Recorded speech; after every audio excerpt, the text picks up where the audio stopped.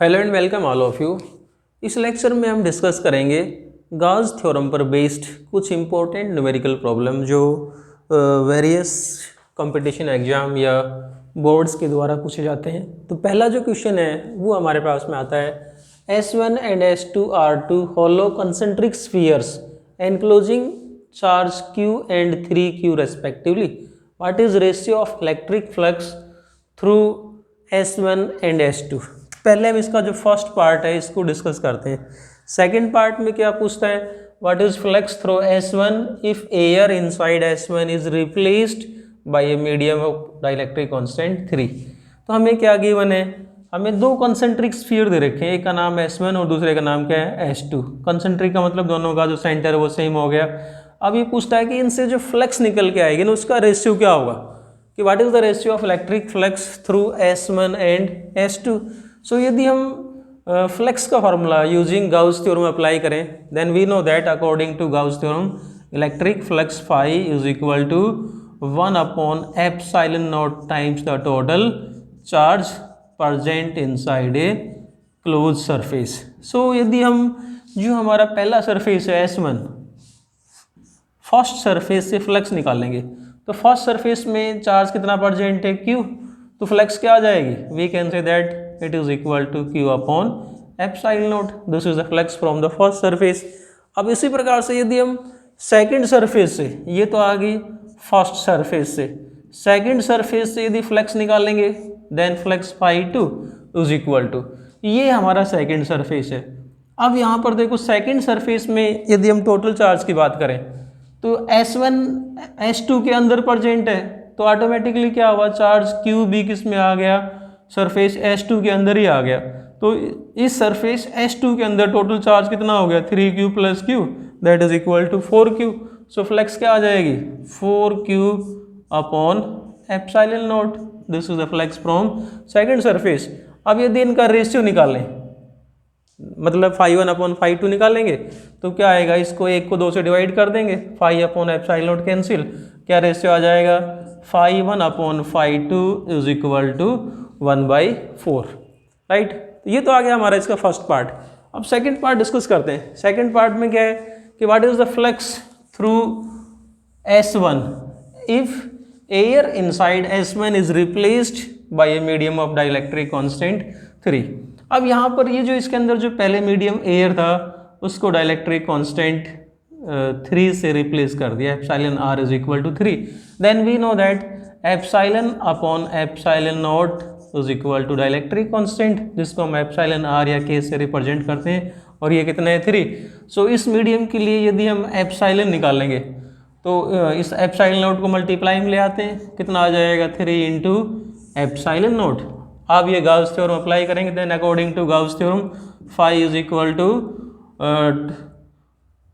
Total charge Q and upon में epsilon. यदि कोई मीडियम होता है तो हम क्या लेते हैं, एप्सिलॉन लेते हैं एप्सिलॉन नॉट की जगह, और एप्सिलॉन की वैल्यू कितनी है 3 इंटू एप्सिलॉन नॉट। सो क्या आ जाएगा हमारे पास में टोटल चार्ज प्रेजेंट है Q अपॉन में एप्सिलॉन की वैल्यू होगी 3 epsilon naught. So this is the flux, इस केस में आ जाएगी flux.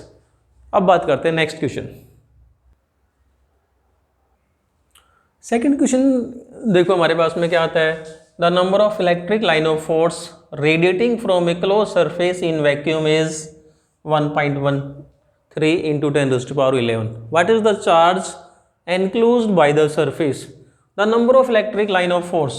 So dear students, we know that flux का मतलब ही क्या होता है, number of electric field line passing through a given surface। तो हमें क्या दे रखा है, फ्लक्स गिवन है, फ्लक्स की वैल्यू क्या है 1.13 into 10 raised to power 11, right. हमें क्या निकालना है, what is the charge enclosed by the surface? Then according to Gauss theorem we know that flux is given by the relation charge upon epsilon naught. So charge के लिए formula क्या आ जाएगा, Q is equal to phi into epsilon naught. So यहाँ से यदि हम charge निकालते हैं then charge Q is equal to, flux हमें गिवन है 1.13 इंटू 10 रेज़्ड टू पावर 11, और एप्सिलॉन नॉट की वैल्यू पुट कर दो 8.85 इंटू 10 रेज़्ड टू पावर -12। सो यहाँ से Q निकालेंगे तो Q इसको मल्टीप्लाई करने के बाद में value of Q is nearly equal to 1 coulomb, so इस प्रकार से यदि हमें फ्लेक्स निकालनी हो या चार्ज निकालना हो then we can use Gauss theorem. Next question discuss करते हैं। If the radius of Gaussian surface enclosing a charge Q is half, मतलब गॉसियन सरफेस के जो रेडियस है उसको आधा कर दिया। How does the electric flux through the Gaussian surface changes? We know that electric flux through any close surface is given by the relation phi is equal to Q upon epsilon not, right. अब जब तक यदि हम charge को change नहीं करेंगे तब तक फ्लक्स पे कोई चेंज नहीं आएगा। यहाँ पर केवल क्या कर रखा है, गॉसियन सरफेस के रेडियस को चेंज कर रखा है, चार्ज को चेंज नहीं किया है। इसका मतलब क्या होगा, फ्लक्स क्या रहेगी, flux remains same. This is the answer. आइए देखते हैं नेक्स्ट क्वेश्चन को। A charge Q is placed at the centre of a cube of side L, what is the flux through two opposite faces of the cube? ये हमें कोई cube दे रखा है जिसकी साइड कितनी है L, इसके सेंटर पे किसी चार्ज क्यू को पुट कर रखा है।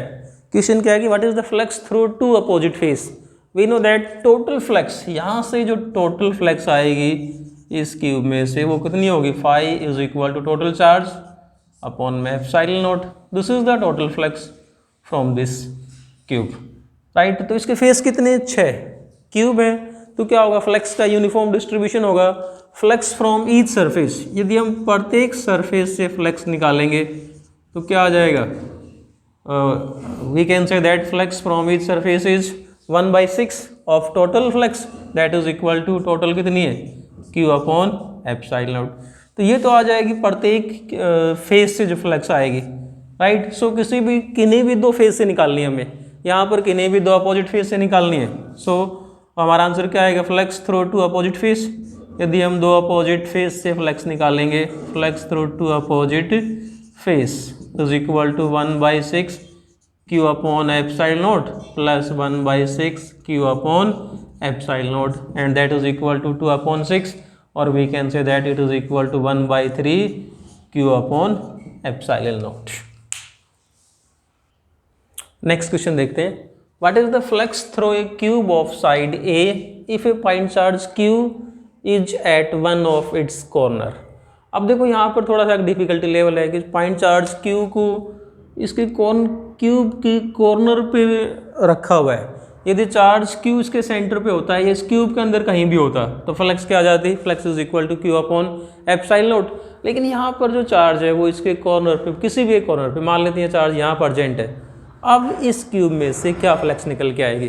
तो डियर स्टूडेंट्स, इसको सोल्व करने के लिए हम मान लो हमारे पास में इस प्रकार के अगर 8 आइडेंटिकल क्यूब हों, हम इमेजिन कर लेते हैं कि वी हैव 8 आइडेंटिकल क्यूब्स। इस प्रकार से ये कंस्ट्रक्शन मान लेते हैं, ये हमारे पास में कि ये कंस्ट्रक्शन होगी किस प्रकार के 8 आइडेंटिकल क्यूब से। अब 8 आइडेंटिकल क्यूब मानने के बाद में हमारे पास में कुछ इस प्रकार की स्ट्रक्चर बनेगी, और ये जो क्यूब था मान लो इसको मैंने यहाँ रख दिया, और ये चार्ज जो है यहाँ पर अब कहाँ जाएगा, बिल्कुल इसके, ये जो क्यूब बना बड़े वाला है इसके सेंटर पे होगा, राइट। ये चार्ज क्यूब आ गया। अब हम ये कह सकते हैं कि यहाँ पर इस चार्ज क्यूब से जो फ्लक्स निकलेगी, इस क्लोज सरफेस से जो फ्लक्स निकलेगी वो क्या होगा, ये जो 8 छोटे क्यूब हैं, आइडेंटिकल क्यूब हैं, तो टोटल फ्लक्स का क्या हो जाएगा, डिस्ट्रीब्यूशन प्रत्येक क्यूब में इक्वल रूप से चली जाएगी। सो किसी भी एक क्यूब से जो फ्लक्स निकल के आएगी वो क्या हो जाएगी, टोटल फ्लक्स का 8वां हिस्सा। समझ रहे हो, देखो यहाँ से कि इस फ्लक्स को अपने यहाँ रखा, तो हम ये कह सकते हैं कि अब ये जो बड़ा क्यूब बना है इस प्रकार के 8 आइडेंटिटी 1 2 3 4 5 6 7 8 इस प्रकार के 8 क्यूब को रख के बनाया गया है। तो फ्लक्स का डिवीजन हो गया, प्रत्येक क्यूब में इक्वल रूप से जाएगी। टोटल फ्लक्स कितनी है, टोटल फ्लक्स की बात करेंगे तो क्यू अपॉन एप्सिलॉन नॉट, प्रत्येक क्यूब में कितनी जाएगी, 8वां हिस्सा, that is 1/8 Q upon epsilon naught. So हमारा आंसर क्या होगा, 1/8 Q upon epsilon naught. So आइए नेक्स्ट क्वेश्चन देखते हैं। The electric field component in the figure, ये हमें डायग्राम दे रखा है, इसमें इलेक्ट्रिक फील्ड के कंपोनेंट क्या दे रखे हैं, Ex is equal to alpha x की power 1/2 and Ey is equal to Ez is equal to 0। इसका मतलब y और z एक्सिस के अलोंग, ये मान लेते हैं हमारे पास में x एक्सिस, ये वाई एक्सिस और ये कौन सा हो गया, जेड एक्सिस। तो वाई और जेड एक्सिस के अलॉन्ग इलेक्ट्रिक फील्ड 0 है, राइट। और यहाँ पर अल्फा की वैल्यू दे रखी है, alpha is equal to 800 newton per coulomb metre square root. Calculate the flux through cube and charge within the cube. ये जो इस फिगर के अकॉर्डिंग हमें क्या निकालना है कि इस क्यूब के अंदर कितनी फ्लक्स निकल के आएगी और इसके अंदर चार्ज कितना प्रेजेंट होगा, राइट। अब देखो यहाँ से एक बात क्लियर है कि यहाँ पर जो फ्लक्स होगी वो कौन से फेस के अलॉन्ग होगी, we can say that flux is along X axis. इसको यदि हमें राइट साइड मान लेते हैं और ये वाला जो फेस है इसको मान लेते हैं लेफ्ट साइड, तो फ्लक्स राइट साइड से और लेफ्ट साइड से आएगी। जेड वाई और जेड एक्सिस के अलॉन्ग इलेक्ट्रिक फील्ड कितना है हमारा, 0 है। सो हमें क्या करना है, फ्लक्स केवल एक्स एक्सिस के अलॉन्ग निकालनी है, राइट, लेफ्ट साइड में और राइट साइड में। अब फ्लक्स निकालने के लिए हमारे पास में जो इलेक्ट्रिक फील्ड है E X is equal to alpha X की power 1/2।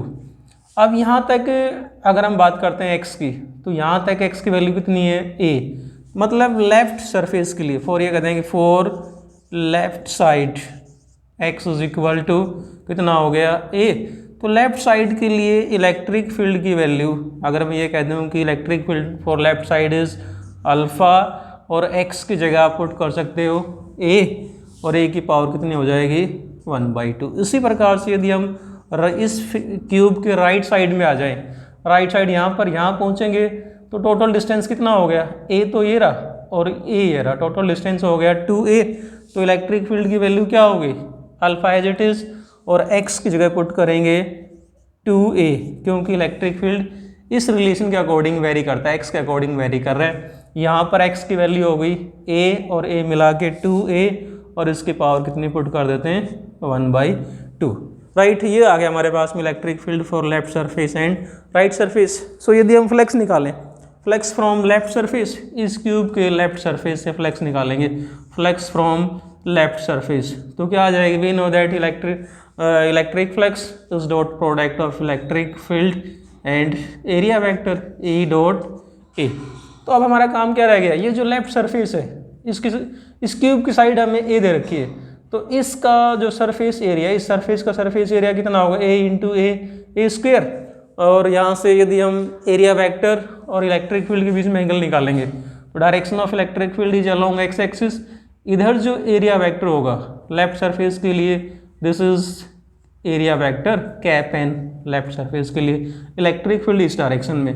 Then we can say that electric flux आएगी ई ए कोस 180, और ई की वैल्यू कितनी है हमारे पास में, ई की वैल्यू पुट कर देते हैं, अल्फ़ा और ए की पावर 1/2, और ए एरिया की जगह ए स्क्वायर कोस 180 हो गया -1।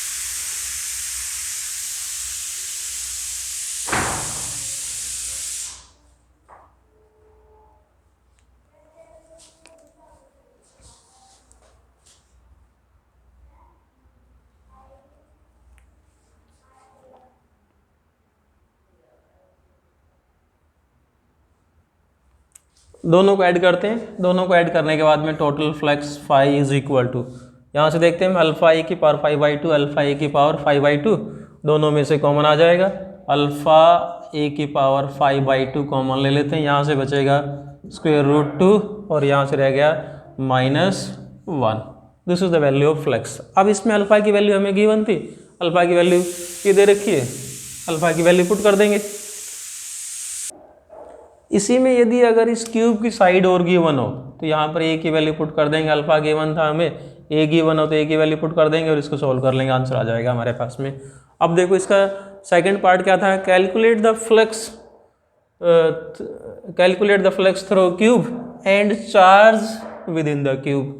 इस क्यूब के अंदर चार्ज कितना होगा, then we know that electric flux phi is equal to Q upon epsilon naught. और चार्ज किसी भी क्यूब के अंदर, किसी भी एरिया के अंदर चार्ज निकालना हम सीख चुके हैं पिछले न्यूमेरिकल में। Charge Q is equal to क्या आएगा, फाई इंटू एप्सिलॉन नॉट। यहाँ से आपने फाई निकाला, इसको एप्सिलॉन नॉट से मल्टीप्लाई कर देंगे, क्या आ जाएगा, total charge present in this cube.